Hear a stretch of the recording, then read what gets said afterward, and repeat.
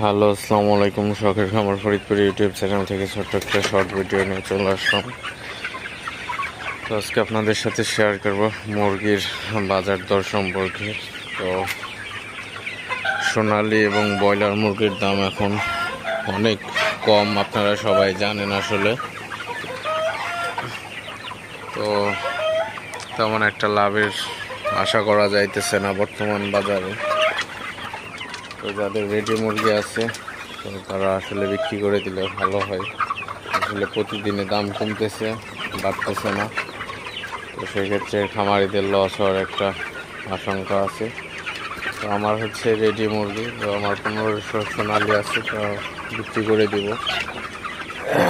মুরগি আর এখন রাখবো না, কারণ বাজার একদম খারাপ। তো যাদের রেডি মুরগি আছে আপনারা